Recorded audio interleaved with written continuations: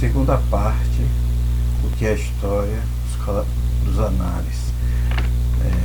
Eu venho aqui para essa segunda parte ainda para falar um pouco da Escola dos Análises, para comentar duas coisas. A primeira que eu quero comentar é a organização da revista, né? A revista ela foi organizada, como eu disse, em 4 volumes por ano, né, mais ou menos, mas que tem uma sequência, inclusive, de páginas, né? Então, o volume 4 dessa revista, dessa primeira de 1929, ela completa mais de 500 páginas, quase 600 páginas. Então, a considerar mais ou menos em torno de 150 páginas, 200 páginas por edição, né? Bem, e ela tem uma organização bastante por seções, né? E, por exemplo, uma seção que eu achei interessante, que é a chamada Economistas e Historiadores, né?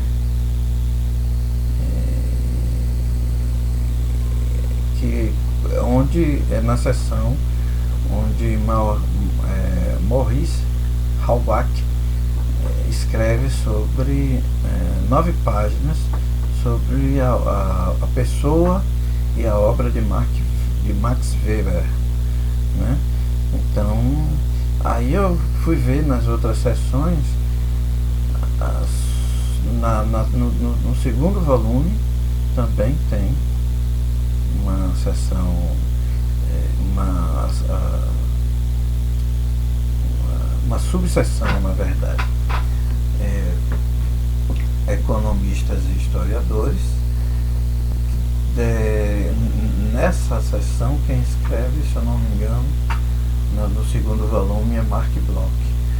Já no terceiro e no quarto já não tem, né? Então essa organização ela vai assim.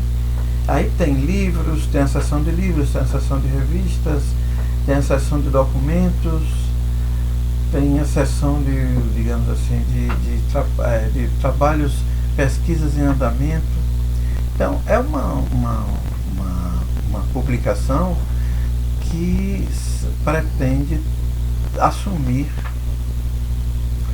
ainda que não já em 29, entre 29 e finais do 40, mas pretende causar um impacto no processo da construção da pesquisa histórica na França e, evidentemente, sair dessas fronteiras. Inclusive os estudos apresentados nos 4 volumes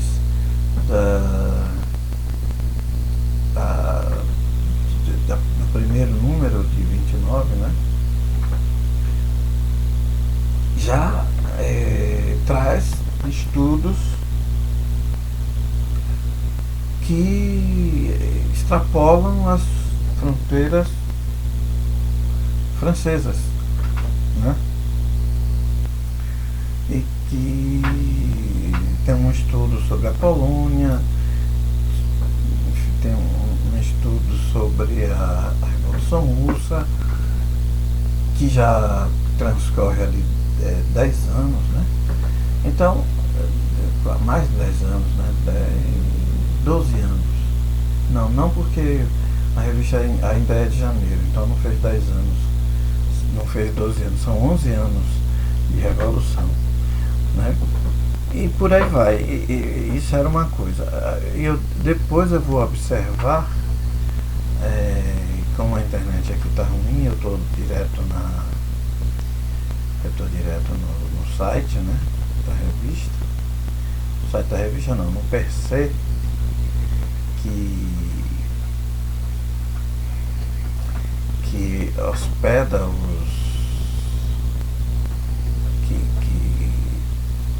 transcreveu, né, e hospedou todos os volumes da revista, como é que a revista de 49 se organiza. Mas, em geral, pelo que eu me lembro da varredura que eu fiz, me parece que o ano passado, ou no final de 2018, né, ela caminha mais ou menos nessa mesma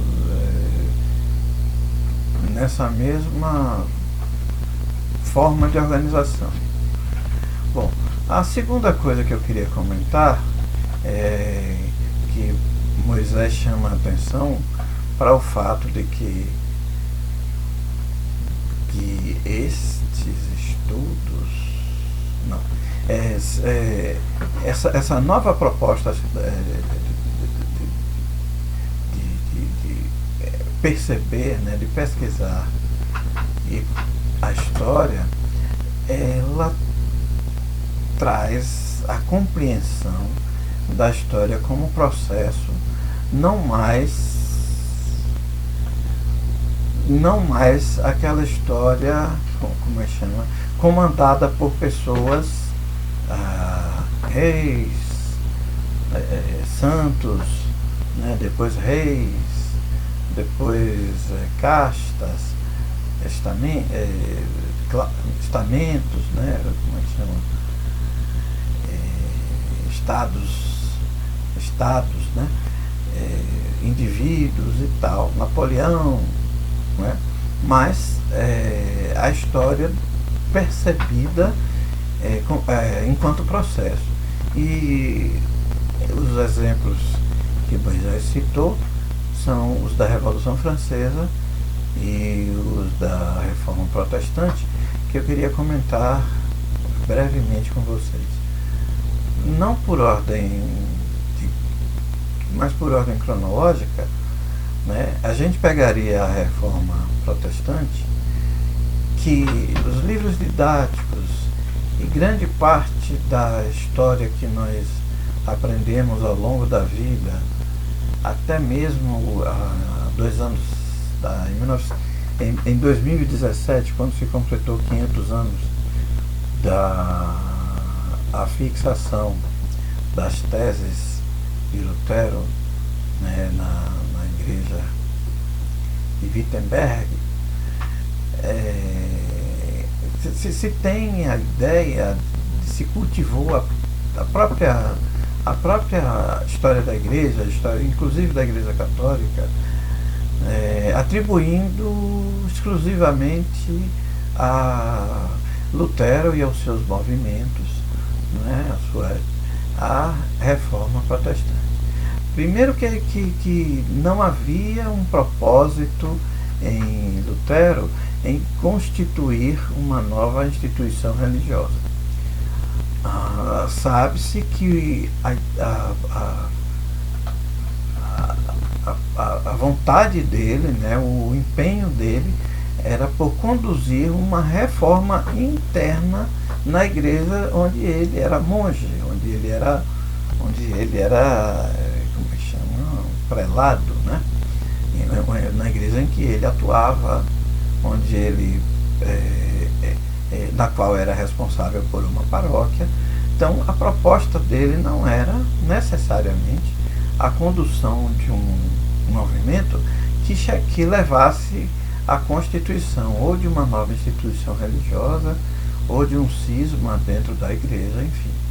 O que na verdade leva à ruptura são duas questões, duas coisas bem fundamentais. É a reação da igreja, do prelado romano, né? As propostas e as pregações e as exortações dele, vinculadas a estudos, reflexões que ele faz nas Escrituras e que ele reputa como sendo como é que chama? A autoridade acima da tradição e dos escritos papais e tal, provoca uma comichão, né? Provoca uma reação até estabanada, extemporânea, à proposta de Lutero. Um segundo elemento, dentre muitos, né, mas que a gente pode enumerar aqui, é o, digamos, terreno fértil. O que é esse terreno fértil? A mentalidade. A mentalidade do final do século XV e do início do século XVI apontava para um desenvolvimento da compreensão da sociedade pelo homem, né, de modo não mais unitário e conduzido pela igreja. E isso é um trabalho longo e lento, né? Inúmeras foram as manifestações de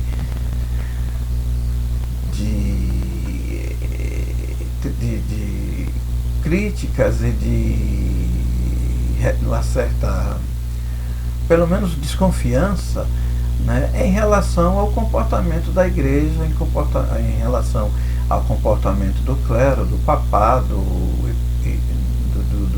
do alto clero, do bispado, do arcebispado, aqui e ali, e claro, uma perda de credibilidade, de poder da igreja, mas uma queda paulatina. Tanto é assim que os inquisidores tiveram um trabalho enorme na caça, na perseguição aos judeus, aos cristãos novos, às bruxas, e etc., aos demônios e tal, de tal maneira que indica, quer dizer, quando você precisa estabelecer um tribunal que vai inquirir inquisitorialmente os suspeitos de heresia, é porque está havendo fissuras em vários lugares e que o dique a cada instante ameaça romper. Então o terreno estava propício para germinar, né, as sementes lançadas por Savonarola, né, e vários outros, pela filosofia de Erasmo de Roterdã. O próprio surgimento da imprensa, né, e o seu desenvolvimento, quer dizer, a possibilidade de você imprimir um número maior de material, né, as feiras, os cordéis, né, a própria oralidade, o renascimento. Então, uma série de elementos que você vai alistar, dando indícios de que os germes da ruptura, uma vez lançados, teria enormes chances de prosperar. A reação da igreja às 95 teses afixadas na porta do castelo de Wittenberg, e a violenta reação do clero, do papado, né, às postulações, e o apoio que Lutero recebe dos príncipes alemães, dos príncipes da Prússia, né, daqueles dos estados alemães, da Renânia, né, da Bumerândia, enfim, são fundamentais para o desenvolvimento da reforma e o desencadeamento da reforma. E o seu desenvolvimento dependeu também não só de Lutero e das suas convicções, das suas prédicas, como também do engajamento de outros homens e grupos de homens, como o que mais tarde veio ser conhecido como calvinismo, como wesleyanismo, como puritanismo, isso ao longo de séculos XVI, XVII e XVIII, né? Para se chegar a uma reforma consolidada. E do lado da Igreja Católica, quase 50 anos, ou mais de 50 anos, sei lá, cerca de 40, 50 anos, de vigência de impasses no Concílio de Trento, né, que acaba por, como é que diz, definitivamente rachar a igreja em duas, uma vez que aquele grupo que reconhece a Escritura como autoridade superior, inclusive à tradição, ao clero, às bulas, né, são rechaçados, são tidos como hereges e definitivamente desconectados da igreja. Então, daí a reforma, quer dizer, Lutero é, vamos dizer assim, o sujeito que encarna enquanto pessoa a reforma, mas não encontrasse ele os elementos necessários para que esse processo tivesse curso, ele seria mais um dos excomungados, muito provavelmente submetido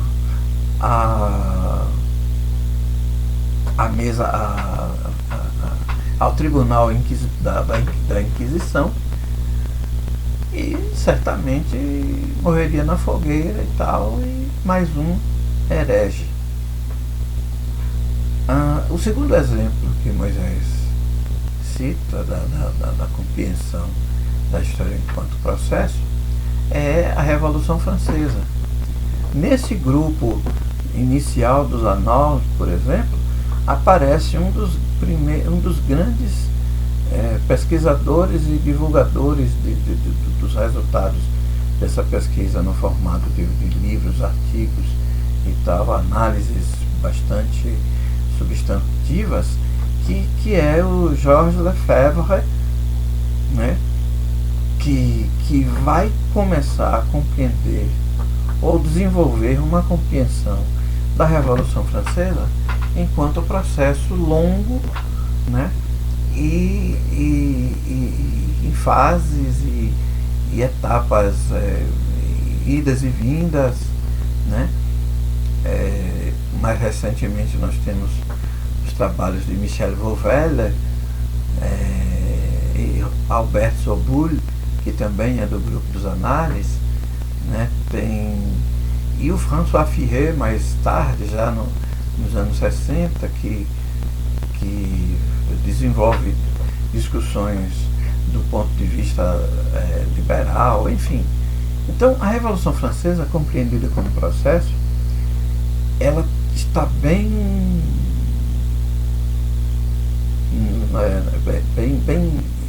estabelecida numa obra dos meados do século XIX, quer dizer, 1840, 1850, de Charles Dickens, um inglês, que escreve um texto muito bom, diga-se de passagem, chamado O Conto de Duas Cidades. Ele coloca, ele constrói uma história da Revolução Francesa que começa a se desenrolar pelo menos 20 anos antes da sua eclosão nas cercanias de Paris, né? E ele coloca na boca de uma das suas personagens uma assertiva que diz o seguinte, né? O terremoto ele não é um fenômeno que ocorre inesperadamente, né? Ele emite inúmeros sinais e pequenos pequenos tremores, pequenas movimentações da Terra, mas que nem todos conseguem perceber imediatamente esses sinais. Grande parte das pessoas só consegue saber que houve ou que há um terremoto, ou vivendo, né, no momento em que ele eclode, ou vendo as suas consequências, destruições, ruínas, mortos, enfim. Então ela diz que mesmo quem consegue perceber esta movimentação da Terra não tem a absoluta certeza. Isso ela está dizendo mais ou menos na década de 80 do século XVIII, né? Finalzinho da década, um pouco antes da eclosão, né, da revolução, da queda da Bastilha, da tomada da Bastilha e tal. Então ela diz que mesmo que se perceba a movimentação, os ruídos que essas movimentações provocam, mas você não tem a certeza absoluta onde tal terremoto vai arrebentar. Então ele desenvolve claro, Charles Dickens já está há mais de 50, 60 anos após o primeiro decênio, né, da Revolução, mas ele, através de seus personagens, ele mostra como se desenrola um processo revolucionário, né? Então, os historiadores dos análises conseguem, mediante mudanças metodológicas na forma de perceber as fontes documentais, e mais ainda ampliando a possibilidade o escopo das fontes, né, para a literatura, para os jornais, para os panfletos, né, para os discursos, o discurso de Mirabeau, né, o próprio discurso dos enciclopedistas, Diderot, Voltaire. Tudo isso funciona como forma de compreender a história, né? É isso que eu gostaria de comentar nessa segunda parte, considerando quer dizer, o impacto que a revista Análise apresenta para a pesquisa histórica, né? Então, antes mesmo de entrar na terceira geração, que eu falei no próximo vídeo, né, é lembrar, não é,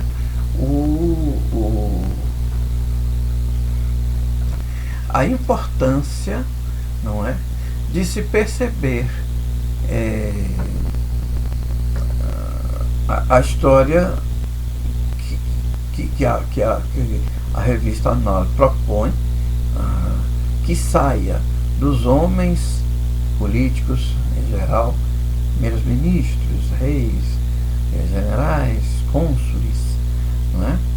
Ou dos eventos, Revolução Francesa, Revolução Industrial, mas comecem a perceber que esses eventos e estes homens, esses líderes, essas lideranças, não têm a menor condição de tocar sozinho e por seu livre querer, né, a história. No vídeo anterior eu falei também Moisés, né, comentou acerca da produção de Brodelli, que eu fiz uma pesquisa rapidinho aqui, ó. O Mediterrâneo, isso foi como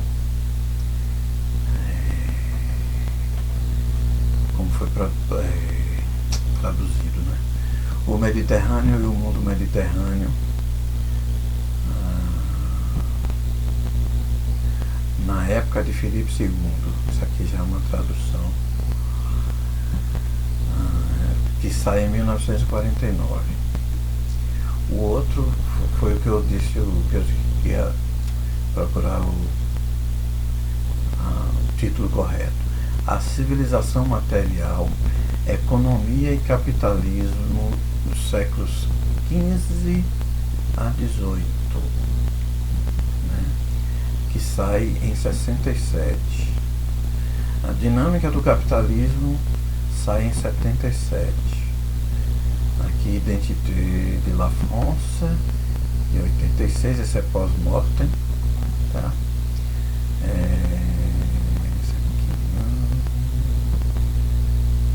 Escrito sobre a História, esse foi o primeiro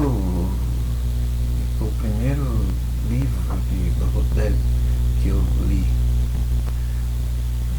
escrito sobre a história. Eu até tenho ele ali, de 1969. É uma coletânea de textos que de textos que ele foi escrevendo ao longo da vida, né? Provavelmente muitos deles no próprio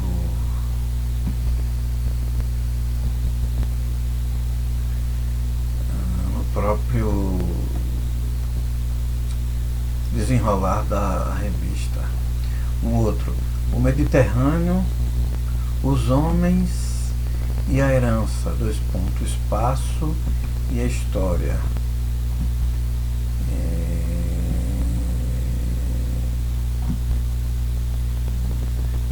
Le Temps du Monde, 2005, esse é um livro póstumo também, né?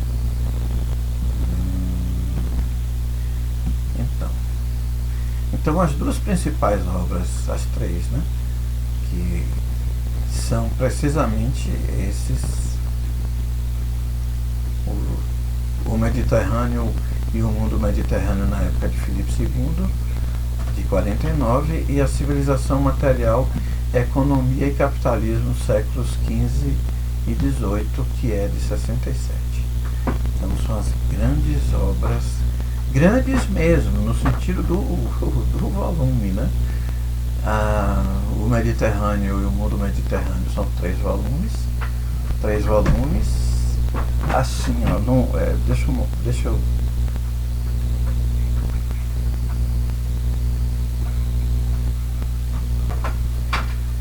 só para vocês terem ideia, não é esse não, mas é assim, ó. São 3 volumes assim, ó, desse tipo de encadernação. Eu nem sei se está de cabeça para baixo, mas enfim, né? O livro tem esse porte aqui. São 3 volumes desses, tanto o Mediterrâneo e o Mundo Mediterrâneo, quanto da Civilização Material, Capitalismo, nos séculos XV a XVIII. Só que muito provavelmente já deve ter encadernações mais amenas. Bom, então, para fechar, eu fiz eu queria observar exatamente quando é que a revista muda de perfil. E ela muda de perfil exatamente não em 49, mas em 46. Quer dizer, retoma, dá para observar uma outra coisa ali, mas enfim, retoma com uma nova perspectiva. Ela abre, então, ela deixa de ser análise d'histoire, économie et sociale, para ser análise, économie, société e civilização. Então abre, como já disse, bastante o seu espectro, tanto de temas quanto de colaboradores, e ainda está sob a direção editorial de Lucien Febvre, que por sinal faz foi isso que me chamou a atenção, faz um editorial de 8 páginas, onde ele delineia todos os traços da nova revista, que inclusive é como se tivesse zerado ano 1, número 1. Então, é como se tivesse zerado a publicação. Deixa eu observar se 45, 44, 45 ela parou em algum momento, eu esqueci disso, de observar isso. Mas enfim, então, em 49, ainda com Lucien Febvre assinando o editorial, mas já passa a direção do quase cinquentenário Fernando Brodelli, que por sinal aparece na revista, nessa revista de 1946, com um texto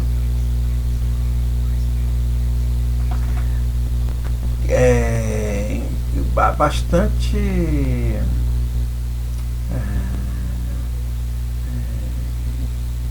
apontando um pouco, né, para a sua grande obra, que sai 3 anos depois. Então isso muito provavelmente é parte do seu artigo.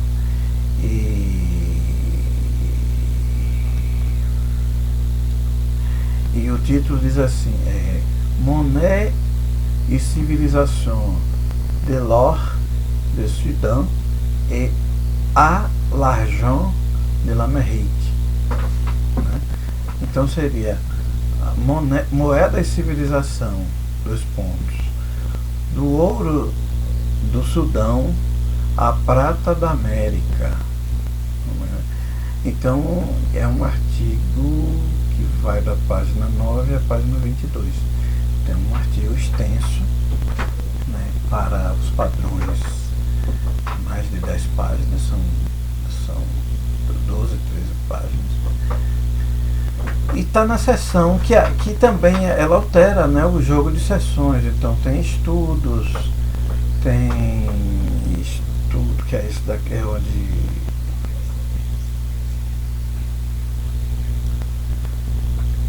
que vai até a página 44, né? Estudos, vai da página 9 a 44, logo depois do editorial. Aí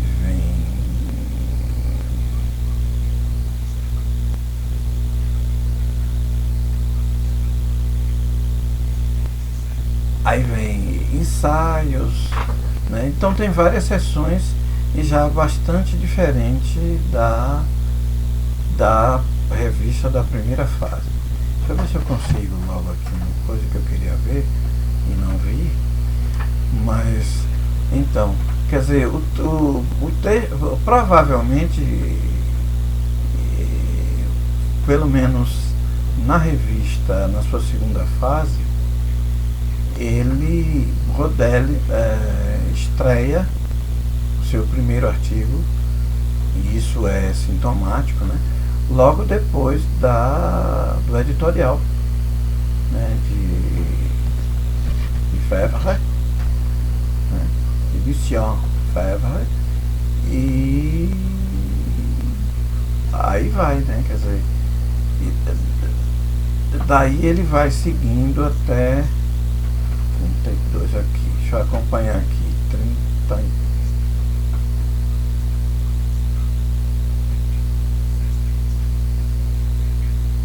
Deus, cadê? Já pulou para 51, vai eterno. 32.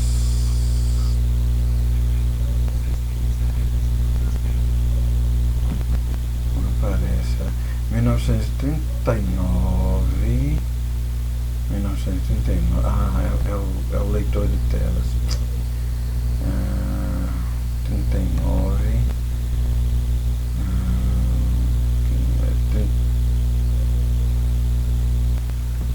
Esse leitor não ajuda, viu? 40. Não, 34.